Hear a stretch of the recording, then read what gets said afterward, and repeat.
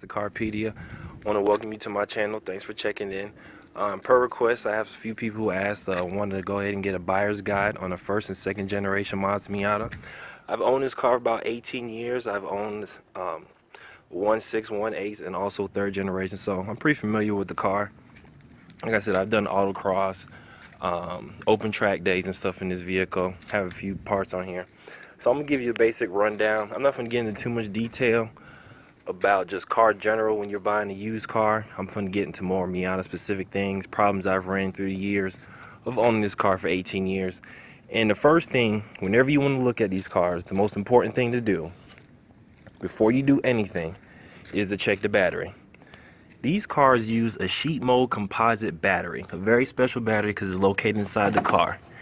You want to make sure that the battery is secured down, tied down very securely, and that it has these drain tubes right here. Without this, the battery acid actually spills throughout the car, leaks all over the place, and believe it or not, if you put a battery the wrong size in here, it'll actually touch right here and create a fire. Don't ask me how I know. Next, you want to look at the body panel, make sure everything lines up, doors open and close smoothly. Of course, this is a convertible, so it doesn't have the most rigid body, but if you look down the side, make sure everything lines up. Recently, someone backed into me and knocked my bumper out of alignment. So look, this is what it looks like when the bumper doesn't sit flush. And you see? So you want to look out for things like that. And here's the other side. See how it doesn't line up right there? But then again, you want to make sure that the body's lined up correctly and everything. Check for any oversprays. Also, check for rust around the rocker panel. On these cars, they use a rain rail system. Basically, when the rain comes down, it channels through into a little ducting system. I don't know if you can see it right there. And it channels down through the rocker panels. So if you're on a test drive and you hear water coming from the car, look down right here. You see these little small holes? Take a paper clip and go like that. Those are the drain holes. Also check for rust around here, coming down here. And also in the front area too. Riding through here.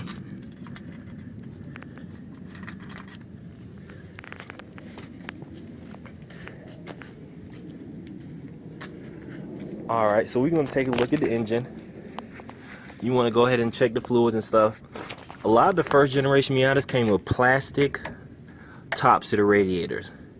Most likely, if you're looking at one, these cars are so old, they probably replaced. I replaced mine with a metal one, so I don't have to worry about that anymore. But you can just go ahead and open up the radiator cap. You know, make sure the radiator cap, see, the rubber seal is good. Fluid's good in there. Another thing you want to look at, these cars leak around the valve cover gasket. This is a common problem in all these type of engines. And you can see mine, I replaced it, but it's back leaking again. Another way you could tell, pull up these spark plug boots and you just check to see if there's any oil. So it's not that bad yet on mine, but just keep in mind. Also check down here behind the cam cover seals. If you see oil right there leaking, just know you're gonna have to replace that, which I do. And lastly, the cam angle sensor or crank angle sensor, depending on who you ask and what generation, whether it's the first or second generation, they tend to leak. I replaced mine, but look for oil splatter up and through here.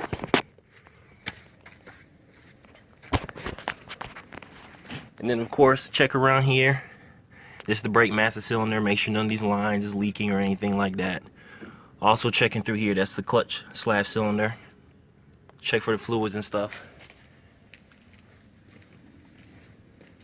My car is equipped with air conditioning and power steering. So As you can see, I replaced this belt to get the air conditioning power steering back when I'm on the street. So check the belts. I don't know if you can see down through there. Make sure they're not cracked. Like I said, mine are in good condition. I recently replaced them. And lastly, a common failure point on Miatas are the clutch slash cylinders. I'm gonna take a peek down.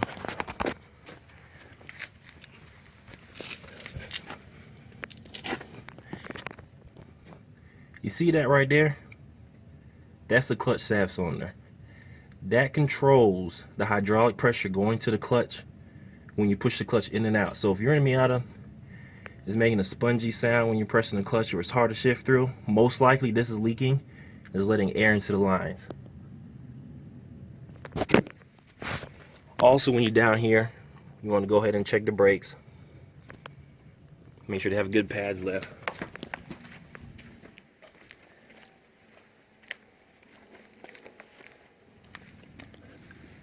Also, check down here. You can look at the half shafts, the rear end. My rear end actually comes out of a 99. It's a torque sensing rear end. I blew the 1.6 original rear end. That is a weak point on the 90 to 93 cars. So if you're looking for something with a torque sensing and a stronger rear end, if you're trying to go turbo, I suggest you start with a 94 or later Miata, because like I said, they have torsion limb slip differentials and they're a larger unit. And you go ahead and save a good $1,000 it took me to upgrade on my vehicle.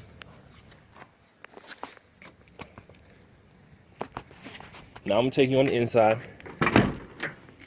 Check these seals right here. Obviously, they're gonna be shot unless they've been replaced. But just keep in mind, and I'll show you how to fix them. See, mine's broke right here, but it's not leaking any water in. But you can see, like I said, when the door flushes up against it, it's supposed to keep the water out. So yeah, mine still seals up pretty good, so I don't have to worry about water coming in. Then you want to come on the inside. You want to check the latches, make sure they're free. Make sure they're able to operate. And if they're a little sticky, you can just add some WD-40 to them, no biggie. And then when you put the top down, if it has an original top, you have to unzip the plastic rear window. This is a glass conversion top I got from aftermarket. And on this top, you don't have to put the glass, the window down, you just put it down. It's a little bit more difficult, but the top should come down smoothly. Like I said, I have a glass top, so mine doesn't come down so smoothly with my racing roll bar, but it should move. The frame should allow you to move it up and down very smoothly. Also, check to see how the top comes together. If you put these latches on and it's hard, or one side is looser than the other, that's an indication. See, mine's come on very smoothly. That's an indication that the body might be twisted, that the pillars don't really quite match up with the bottom part of the car. So just keep that in mind.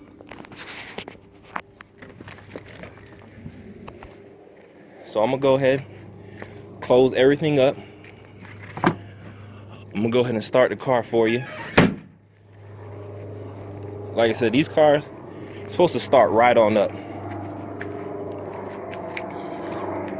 You also want to check the oil before you start the car. I mean, I know my oil's good, but like I said, you're looking at a used car. Just because it's a little black, that doesn't mean anything. It just means the oil's doing the job. Just look for like metal shavings, sludge. And one more area you could look at, see the condition of the engine without opening it up. Just open up the oil cap. You see right there? You can actually see deep down to the engine, the top part of the cams. Like I said, no metal shavings or anything like that. You don't see no sludge.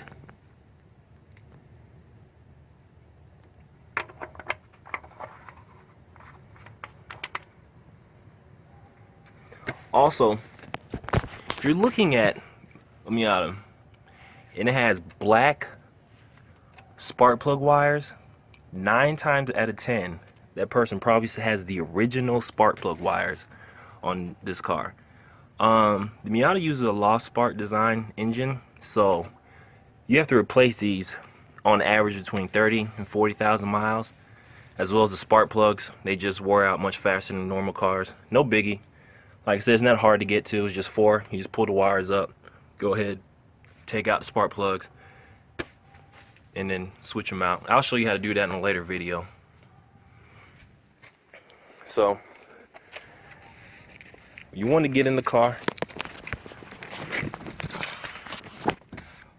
On the earlier 1.6 cars, they actually have a real oil pressure gauge, and you want to look at that. I know in the later cars they don't have that, but you'll see when you start it what the oil pressure gauge will do. You can check all your warning lights, and now you'll see the oil pressure as it's flowing through the engine.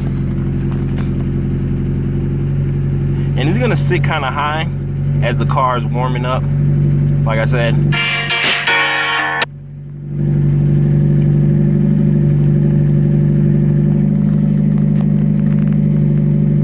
So in the meantime, you want to check things like the windshield wipers, make sure they work. The headlights, make sure they go up and down. You also want to hear for sounds when they come up and down. If they make a knocking sound, lets you know that the body panels don't line up.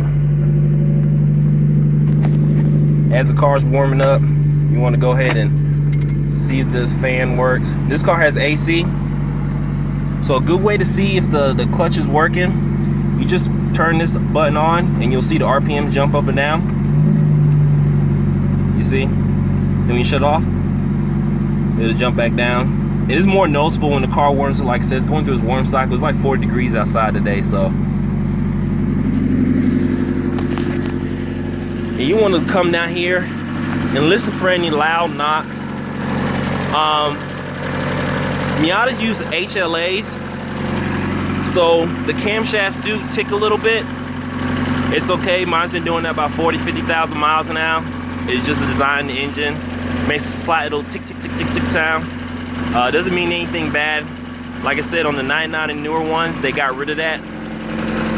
They use solid tappet valves, so like I said, if you're looking at a first generation, just keep in mind, if you hear a little slight ticking sound from the valves, it's okay. Now, if it's a loud sound, or the engine doesn't sound like it's idling smoothly or something like that, then it's something more major. And you can check to see how free the motor is from over here. Here's the throttle body cable. You just go ahead and, as you can see, you also want to look at the belts, you know, look for excessive noise. Like I said, my belts are fairly new, so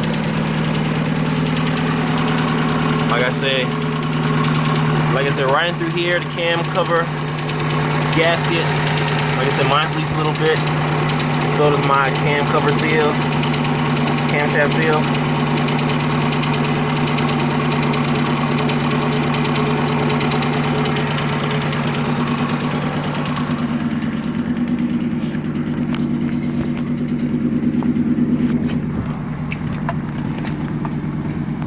Now, this is one of the greatest 5-speeds ever put in a car.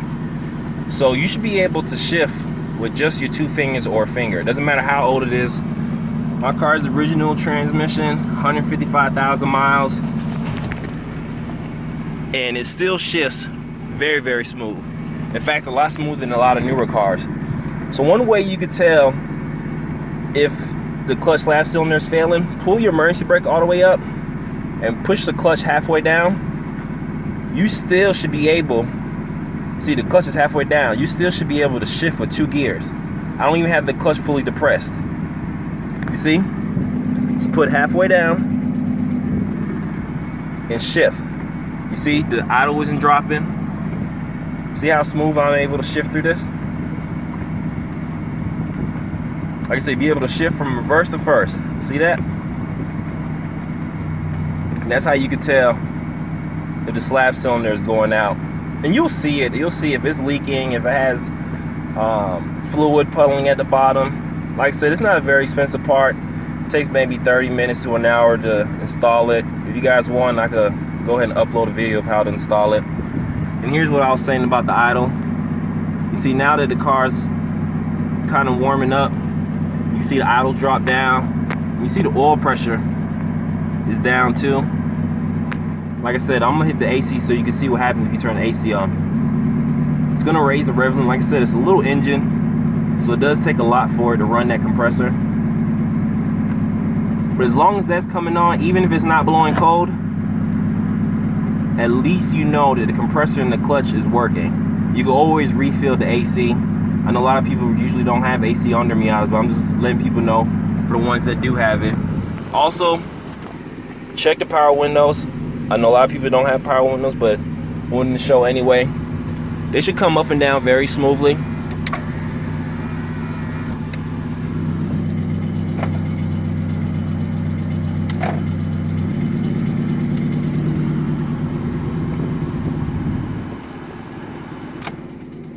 Alrighty. Now I'm gonna go ahead and upload a driving video of how the car is supposed to drive in a second. I'm gonna go ahead and switch cameras. I'll use my phone at first so I can get into some real tight areas. So I'm gonna go ahead and start this, and I'm gonna go ahead and get the GoPro camera and show you some driving videos. Oh, one more thing I want to point out. Always feel the carpet on these cars. If it's parked outside, feel if the carpet's wet. Check around here. Also check back here in the partial self. Put your hand down in there and see if it's wet. Mine's isn't. Like I said, it's a garage kept car and I have a new top on it, but it was getting wet at one point, and believe it or not, my shelf that covers the back, that covers the gas tank and everything, actually had a lot of bad rust in there. When I installed the roll bar, that's when I found out all the rust and whatnot. But like I said, I'm gonna go ahead and replace that panel. But you can also go in here and reach your hands under and feel, make sure it's not moist, there's no mold or anything like that. Because like I said, rust is very hard to fix and take care of. And if you come across a car with a lot of rust, especially down here in the rocker panel area, like I said, because this is where the water drains at, right through here, drains through a tube. Water's contained in these rocker panels right here. So just keep that in mind. Like I said, bring a paper clip, make sure they flow freely. And you can actually even pour a little bit of water down here with a water bottle down with the top area, and you'll actually see the water seep down through here and drain out the bottom of the car. If you ever park these cars in the garage when it's been raining and you're parking inside the garage, you'll actually see 4 small puddles right in front of the wheels, in the back, and behind the wheels in the front, where the water that was collected from the convertible top drains down. Okay, so the audio didn't come out that good from the camera, so I'm using my phone again. But basically, when everything's warmed up, should be just to the left of that 30 psi mark. Idle should be just under 1,000, between 850 and 900. And the temperature gauge should be just to the left of the middle. If it's a 1.8 car, then it'll be in the middle. Like I said, if it's a 1.8 car made after 95, you'll have just a dummy gauge, so just ignore the real oil pressure gauge. Now, when you take off, it's supposed to be very smooth. I have a stage 1 exit race clutch and a turn and light and flywheel, but even with that, still should be able to take off very smooth.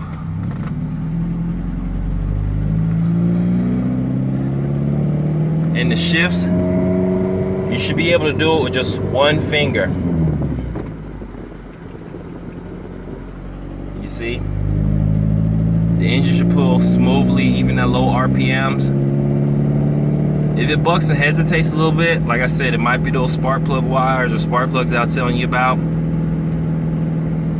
And then look, 3rd gear, super smooth.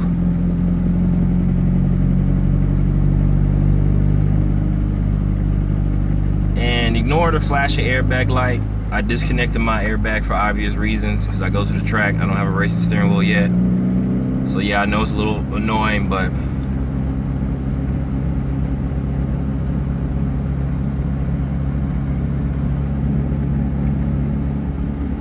yeah, you see how smoothly it's running. Like I said, mine's a 91. Has about 155,000 miles, plenty of track time, drag strip, autocross. And you see the idle, how smooth it is.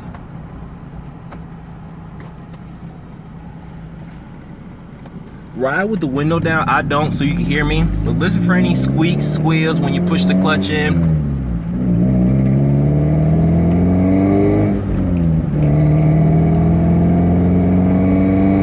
Look to see if the clutch is slipping. A good way to tell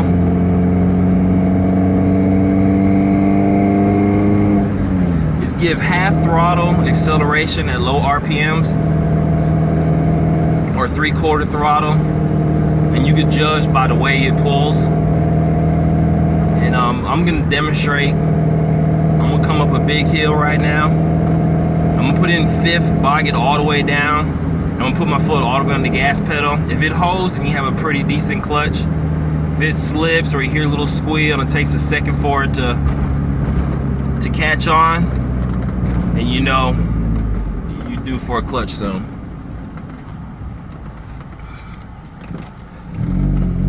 So yeah.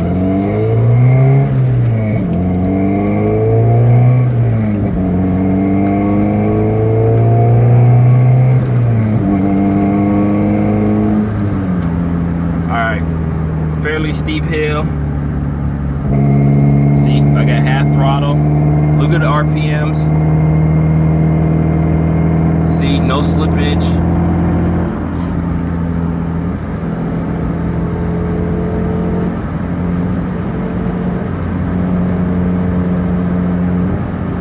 I'm gonna show you another way you can tell.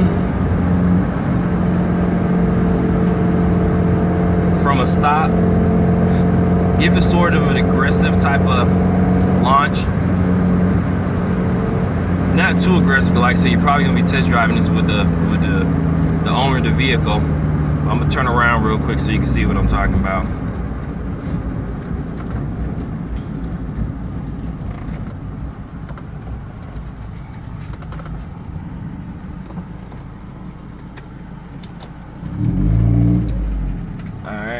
You can hold the RPMs about like 2,500 and just let your foot off the clutch. See how it just grip like that? It lets you know the clutch is in good working. Now,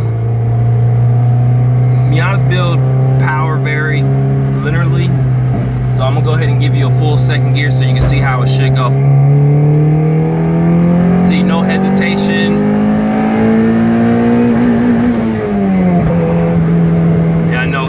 My race exhaust, but that's how it should pull. No hesitation, smoothly, cleanly. And of course, the faster you rev the car, the more it's gonna rev. So keep in mind, as the revs are climbing, the car should pick up speed and climb with it.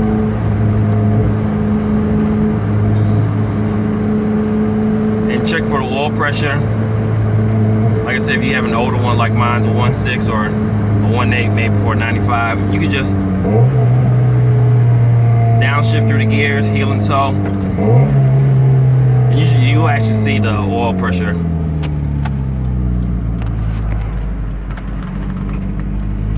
Jump up and down. See, as you accelerate it,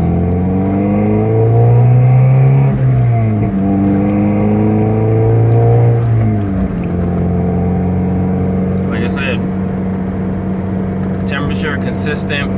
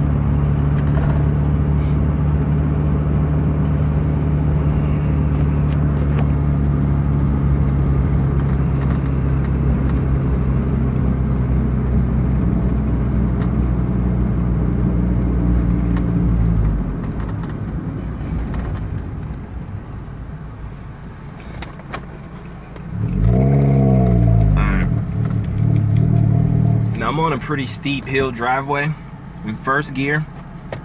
Like I said, you really want to make sure that your clutch is in good condition, because that's a real good negotiating factor. It doesn't cost much for the clutch, but the labor and how long it takes to go ahead and take the transmission apart is not one of the easiest jobs in the world to do, because there's very little room to work with.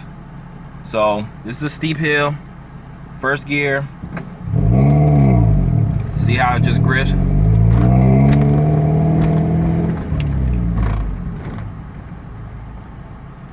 Then when you get done with your drive, pull the emergency brake up, pop the hood,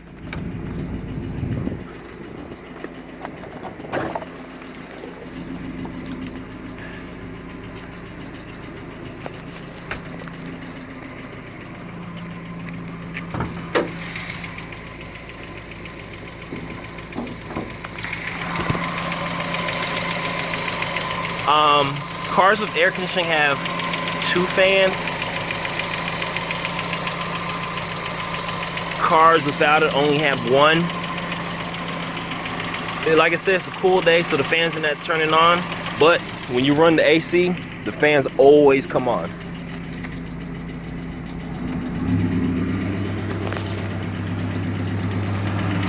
There you see? So that's a good way to tell if your fans are working. Just run the AC even if it's on a cold day.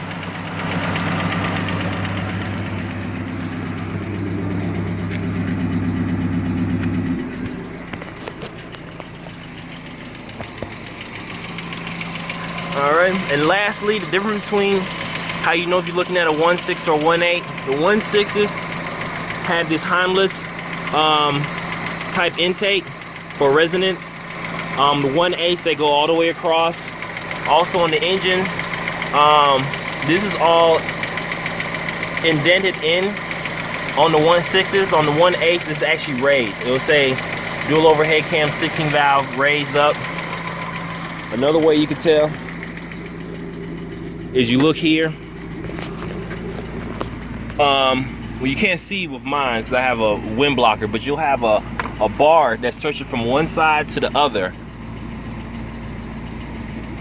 And that's how you could tell. I got a wind blocker in replace of where it is, because on the MBs they don't have that. They actually did the structural side impact door beams for them on the newer ones on the bottom. Also, 1.6s, no airbag for the passenger, whereas the 1.8s they'll actually have it. And then the door panels are different too.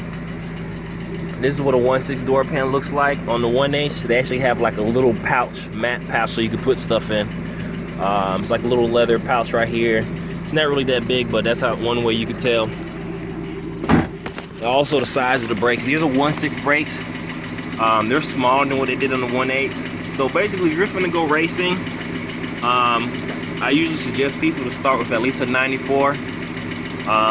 Almost all of them have the limited slip differential torsion. They also have the bigger brakes from the factory, and the 1.8 has a lot more parts for it because it's been around in the most body styles from 94 up until 2005. They basically all use a variation of the 1.8, but for the most fun, I like the 1.6s. Like I said, the motors rev faster in the 1.6s. I have a 430 rear end in the 1.6 versus the 410 that they put in the 94 and later ones. And they also went to a 430 in the 99. But I just like the way the 1.6 feels. It feels more like a motorcycle engine. Creates no torque, but it revs much faster. Like I said, I've driven 1.6s and 1.8s, and nothing revs as fast as the 1.6.